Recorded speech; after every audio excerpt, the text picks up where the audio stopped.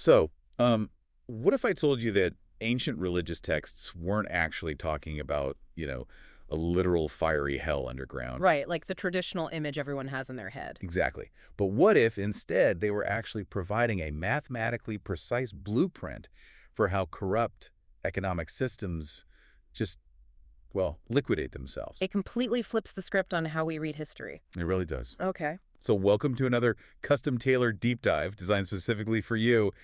And today we're getting into something pretty wild. Oh, definitely. Like, think about how we usually view societal collapse. We look at failing economies or gridlocked political systems, and we tend to think of them like a bad medical diagnosis. Like a disease you can just cure with the right medicine. Yeah, but a more accurate way to look at it is imagine building a massive 100-story glass skyscraper directly on top of a geological sinkhole. That is a terrifying visual, honestly. Right, and you can hire the best interior designers, you can install the fastest elevators, you can even have this massive PR team telling everyone, hey, this building is state-of-the-art. But I mean, the PR team can't argue with gravity. Exactly. The physics of the ground will eventually just swallow it whole. Because it doesn't matter what you believe about the building, the structural math simply doesn't work. Boom. The math doesn't work. And that feeling, that realization that the systems we rely on are just like a shiny lobby sitting on top of a sinkhole, that's exactly where we are starting today. It's a heavy realization, but a necessary one. It is, because we are looking at something that is going to completely change how you view ancient texts.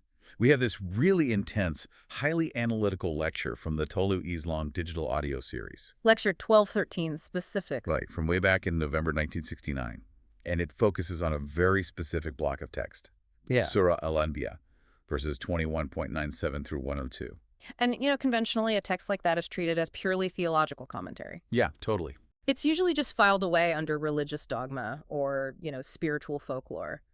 But we are setting the stakes entirely differently today.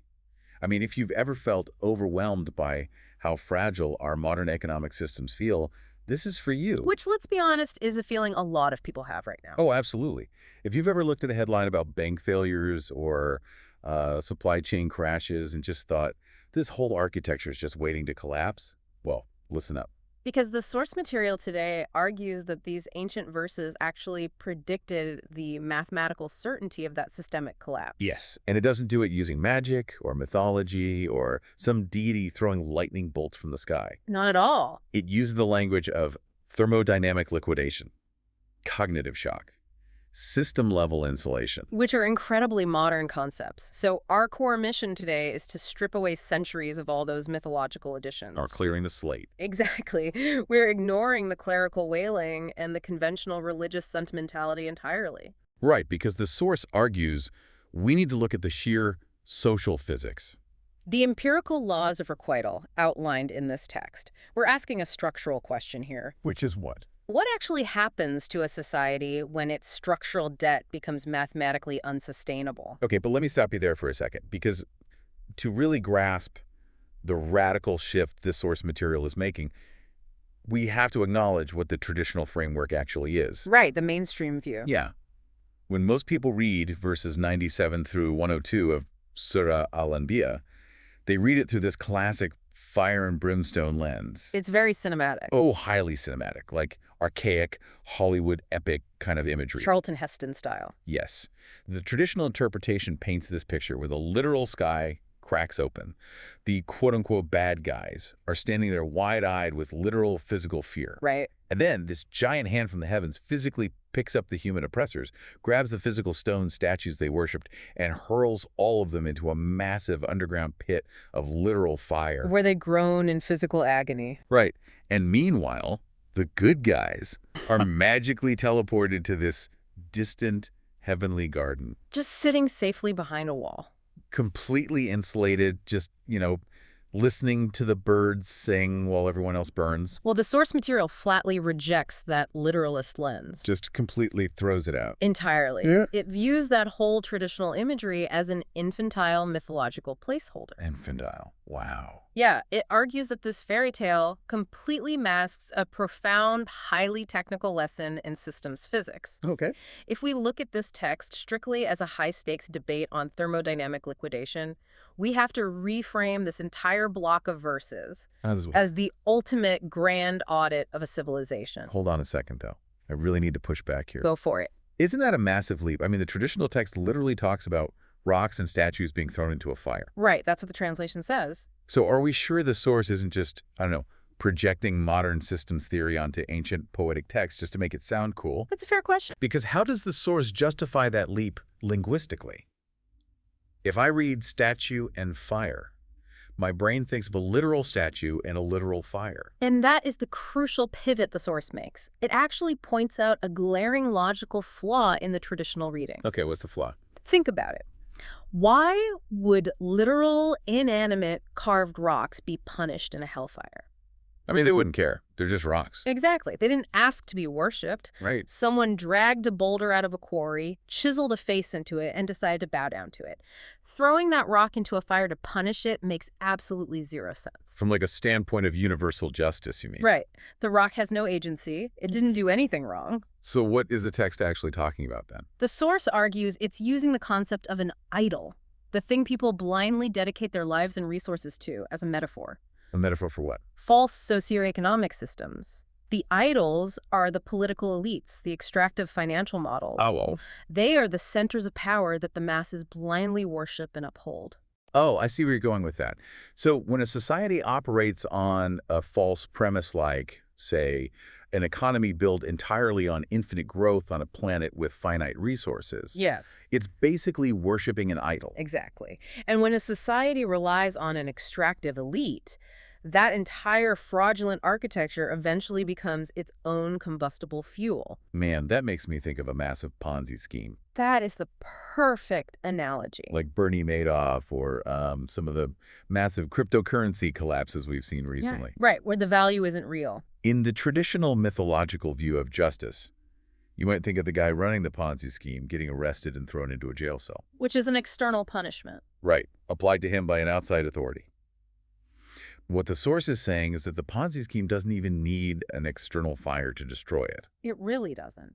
The mechanism of destruction is baked into the math of the scheme itself. The people running it, the investors blindly worshiping the impossible returns. The false system itself. Yeah, they aren't thrown into a fire. The system is the fire. It collapses under the weight of its own mathematical impossibility. It liquidates itself. Because it runs out of new investors to extract value from. Exactly. And the internal friction just burns the whole thing to the ground. Okay, that brings up a really intense term you used earlier, thermodynamic liquidation. It's a strong phrase. Let's pause there, because thermodynamic liquidation sounds like something out of an advanced physics textbook. Right. And I want to make sure we ground this in reality for you listening. In the context of a society, what does that actually look like on the ground? Are we talking about hyperinflation? A collapsed supply chain? Exactly. That is the perfect question, and the source actually grounds this concept in the specific Arabic vocabulary of verse 98. Oh, let's get into the linguistics. Yeah, it uses the phrase hasabu jahannam. Hasabu Jahannam. Okay. Now, the traditional commentaries almost always translate that simply as fuel for hellfire. Just generic firewood. Right. But the source material drills down into the mechanical root of that Arabic term. The actual physics behind hasab is highly specific. Wait, so it doesn't just mean generic firewood? No, not at all. Hasab refers specifically to the raw material that is shoved into a blast furnace. A blast furnace. Yes, to keep it burning at a critical temperature. It's the combustible feed. So it's industrial. Highly. The text is revealing a fundamental law of social physics here. Okay, break that down for me. An extractive elite and the false socio-economic systems that people blindly worshipped are not separate entities from the collapse. They are the victims of it. No, they are the literal fuel blocks of the crash. Because they don't actually produce anything of empirical value. Exactly. They lack any real-world substance or structural utility. In thermodynamic terms, they are low-density fluff. Low-density fluff. I love that term. Think about an economy that shifts from manufacturing actual goods, building bridges, growing food, advancing medicine. Real tangible things. Right. To an economy based entirely on speculative derivatives, shifting debt around and extracting rent. Just moving numbers on a screen. Exactly. The people moving the dead around might get incredibly wealthy on paper. They become the idols of that society. Everyone worships them, wants to be them. But they aren't adding any structural integrity to the civilization. They're just siphoning energy from it. Yep. So when a real-world crisis hits, like a pandemic, a massive drought, a localized war, that speculative fluff can't absorb the shock. It can't absorb it at all. And worse, because it has no empirical grounding, it mathematically feeds the thermodynamic fire of its own collapse. Wow. Because the panic selling starts. The margin calls hit. The sudden realization that the paper wealth isn't backed by physical assets. The system just consumes itself entirely. You know, there's this brilliant specific detail from the source material that perfectly illustrates this self-combustion. Oh, the poem. Yes. It involves a poem. It references Bangadara by the philosopher and poet Allama Iqbal. It's such a great analogy. It really is. The source recounts this story within the poem where a man takes a tour of the afterlife and he eventually visits hell. He's probably expecting the worst. Oh, he's expecting this terrifying, roaring inferno, fire and brimstone everywhere. Right. But when he gets there, he is completely shocked because it is freezing cold. Pitch black and icy. Totally empty. There are no flames anywhere. So he turns to his angelic guide, just completely confused, and asks, where is the fire? Did the furnace break? Exactly. Yeah. I thought this was supposed to be a raging inferno. And the angel replies with this devastating line. There is no fire here. People bring their own fire from the world. It's a chilling metaphor, honestly. It really is. But mathematically precise in the context of this text. The fire isn't some external torture chamber built by a punitive deity. Right. The universe doesn't have to, spend energy to punish a corrupt system. Exactly. The fire is internal, it is systemic, it is generated by human actions, by the friction of false systems grinding against the immutable laws of nature. You bring your own combustible material. Your structural debt, your extraction, your self-deception. And it just ignites the second it collides with reality. The second the threshold is breached. Okay, but this raises a massive practical question. Sure. If the fraudulent systems are literally the fuel burning themselves up, what happens to the people who didn't buy into the fraud? That's the big question. Are they just collateral damage? Because historically, when a banking system collapses or an empire falls, everybody suffers. The innocent get wiped out right alongside the corrupt elites. Exactly. So how does the text address that? That leads naturally into the analysis of verse 102. Okay, let's look at 102. If the false systems are the fuel, what happens to the elements of society that invested in objective truth and empirical reality? Right, the survivors. Verse 102 describes the survivors with this phrase, La yasmaruna hasisaha. Liyazmuna hasisaha. Now, the standard folklore translates this as, they won't hear the sounds of hell. Because they're sitting in a magical garden far away. Right. But applying this system's physics lens, we get a much more mechanical definition. Right, because if we're not talking about a magical garden, we have to be talking about a real-world survival mechanism. Exactly. The source defines this phrase as absolute operational insulation. Absolute operational insulation. Let's unpack that. The word hasis is highly specific. It means the faintest rustle. The rustle of what? The micro friction or the minor heat transfer of a nearby fire. Wow. To say these survivors do not even hear the hasis means they're structurally decoupled from the collapsing system. Oh, I see. It's like, okay, think of having your company's computer servers completely air-gapped from a failing national power grid. That's a perfect modern equivalent. Right, because if the main grid goes down due to corruption or, a cyber attack and you're plugged into it, you go down too. You're fried. You're at collateral damage. Yeah. But if you build your own independent solar microgrid and you physically severed the connection to the failing system. You don't even hear the hum of the main grid shutting down. Exactly. The lights in your server room don't even flicker. That is the exact mechanism being described here. They have built an alternative self-sustaining infrastructure. So it's not magic. It's engineering. Social engineering. Because they align their actions with empirical truth and constructive deeds, like growing actual food, building real trust networks, maintaining debt-free community resources. Their system just runs on an entirely different frequency. So when the old world's fraudulent architecture experiences its death rattle, The kinetic turbulence, the systemic shock waves. the bank runs, the political riots, Right. These insulated communities experience zero kinetic turbulence They don't register the micro-friction of the collapse, because their structural integrity is functionally independent of the fuel that is currently burning. which brings up a really critical psychological question. Oh, I know where you're going with this. How does an entire civilization, especially its leadership, get to that point of terminal threshold without realizing the sinkhole is collapsing beneath them? The reality distortion field. Exactly. The source outline dives deeply into this in its analysis of verse 97. There's this moment of sudden, violent cognitive shift described in the text. It's a terrifying moment. It uses the phrase shakisatun absaru, which basically describes the eyes of the elites locking in total terror. Just freezing in panic. And they openly confess, we were in a state of deliberate heedlessness.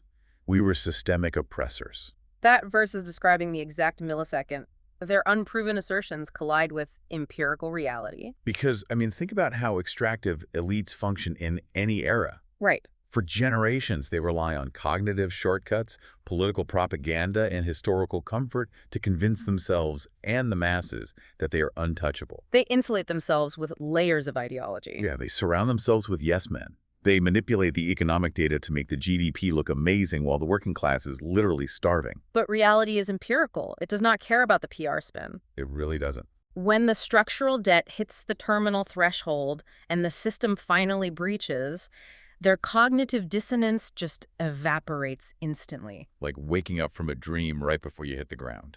The terror described in the text Shakisatun Absaru isn't just a physical fear of a collapsing building. Or an angry mob outside the palace. Right. It's an intellectual terror. It's a profound cognitive shock. Because the illusion is gone. They realize in an instant of absolute, undeniable clarity that their entire lifestyle, their governance, their economic models were a mathematical crime against natural law. A mathematical crime. That's a powerful way to put it. And the true terror is that they have absolutely no data left to defend themselves. The ledger is fully exposed. The sinkhole just opened up beneath their feet.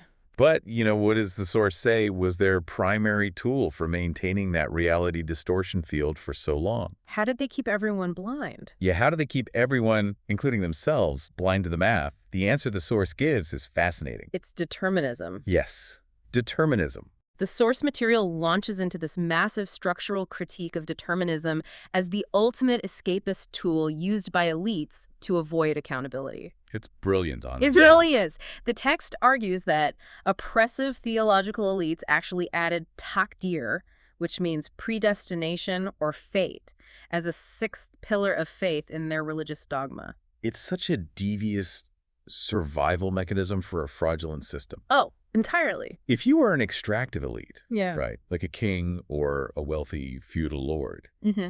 and the masses are suffering horribly under your economic model, They're starving. how do you stop them from getting out the pitchforks and rebelling? You definitely don't try to explain the economics. No, you just tell them, hey, God willed your poverty. This is your destiny. It was written in a book before you were even born. By making the system appear divinely preordained, you completely remove human agency.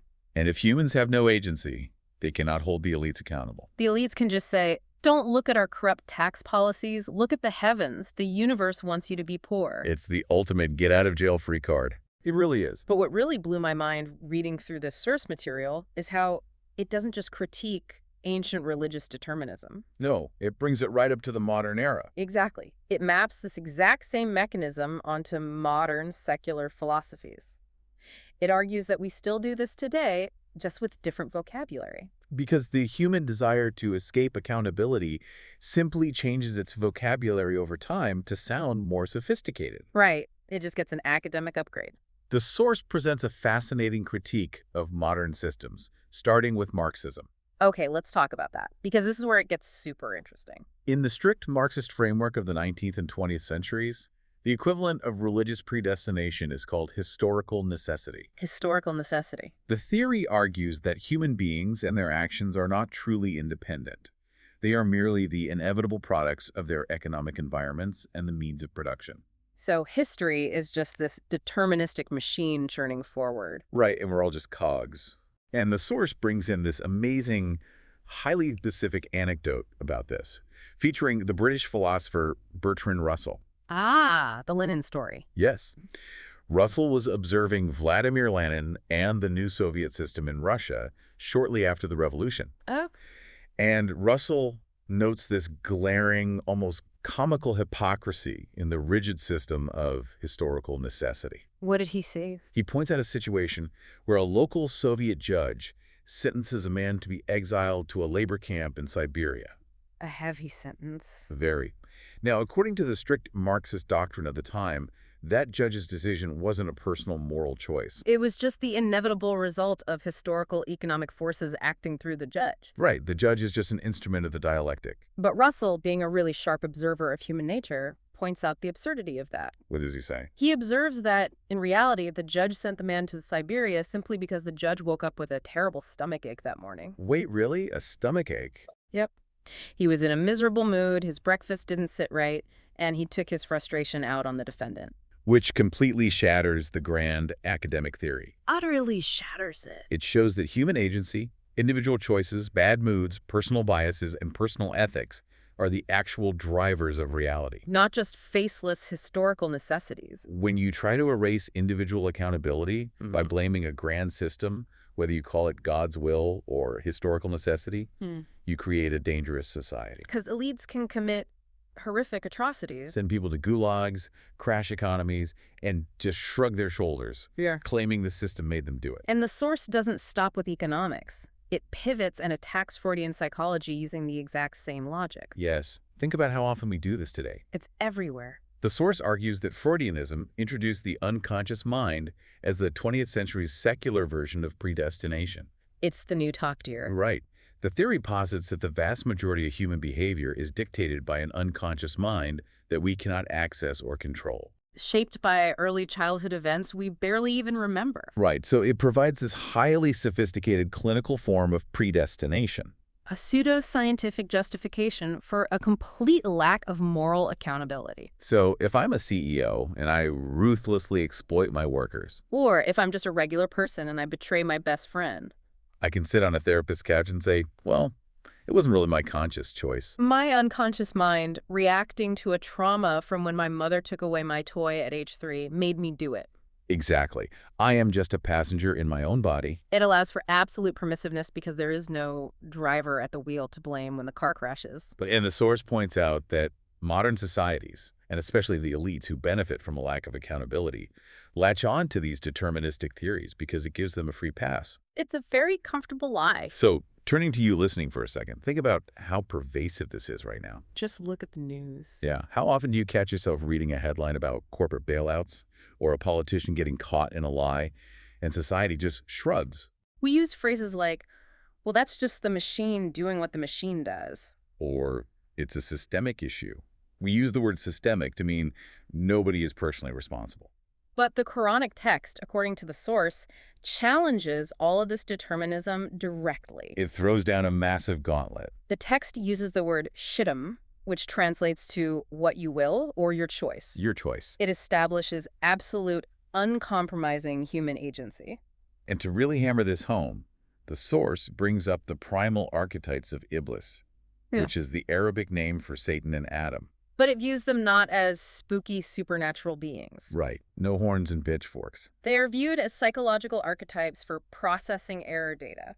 This is perhaps the most profound systems analogy in the whole deep dive, to be honest. Let's walk through it. When Iblis rebels and makes a massive error, what is his response? He says to the creator, "You led me astray." Iblis is the original determinist. He is. He blames the environment, he blames the creator, he blames his own nature. He refuses to take accountability for his own choice. He essentially says, my unconscious mind made me do it, or historical necessity made me do it. It's a refusal to log the error. Exactly.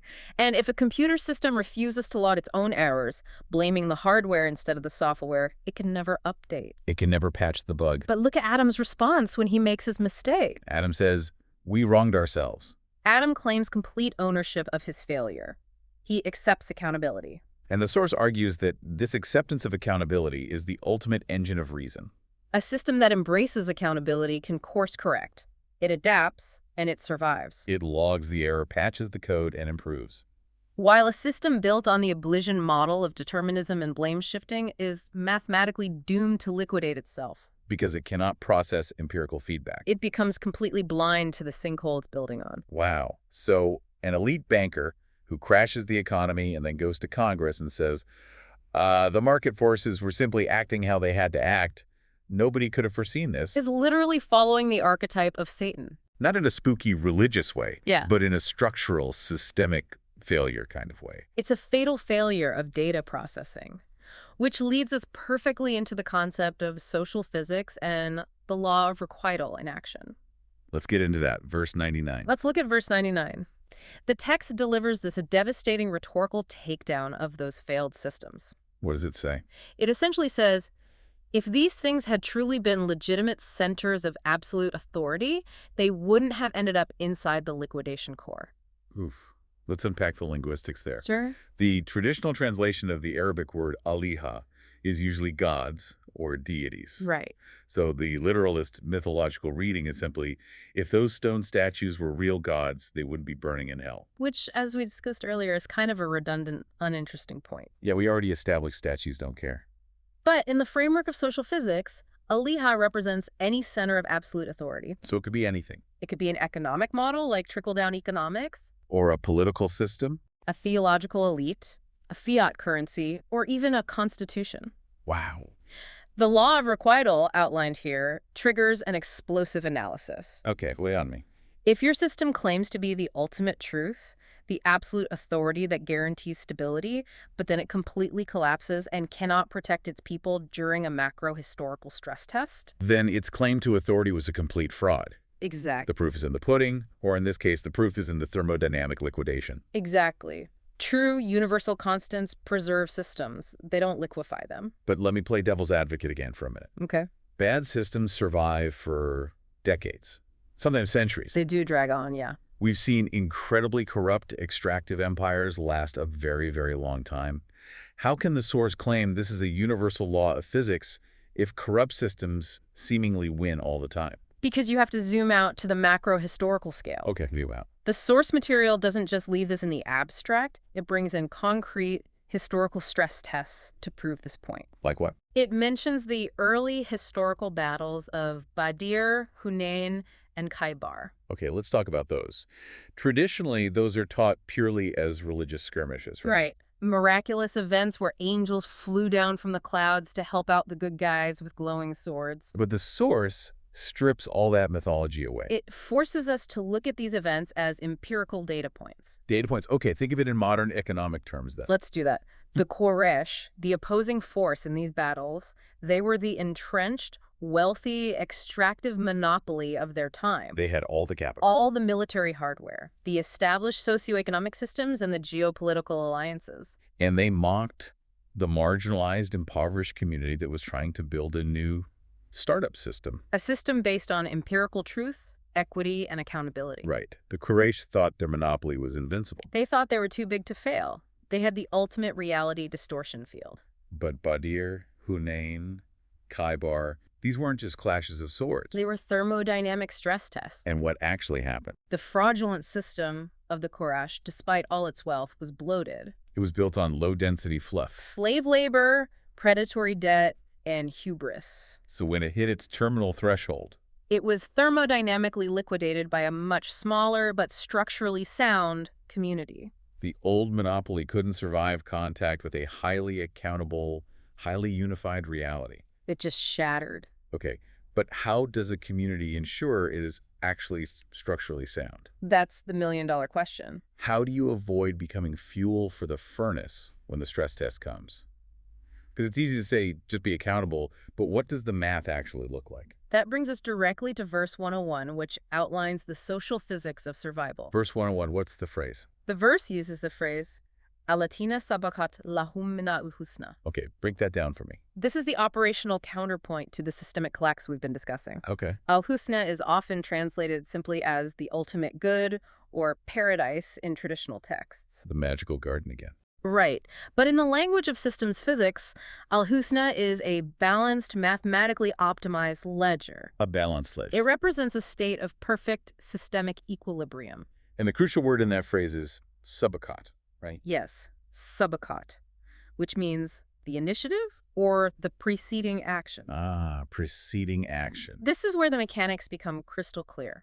The preservation of a society is not a retroactive reward handed down by a deity after the fact. Like getting a gold star for good behavior. Exactly. It's not a gold star. It is an automated data validation protocol. Automated data validation. If an organization or a society has consistently executed constructive, evidence-based deeds. That's the preceding initiative. Yes. They actively build a structurally sound architecture. So, practically speaking, what are those deeds in the real world? It means building infrastructure that doesn't rely on exploiting the vulnerable. Okay. It means establishing a justice system that holds the powerful accountable. It means creating supply chains that are actually sustainable. And if you do that, The law of requital treats their preservation as an automatic physical consequence of their actions. wow.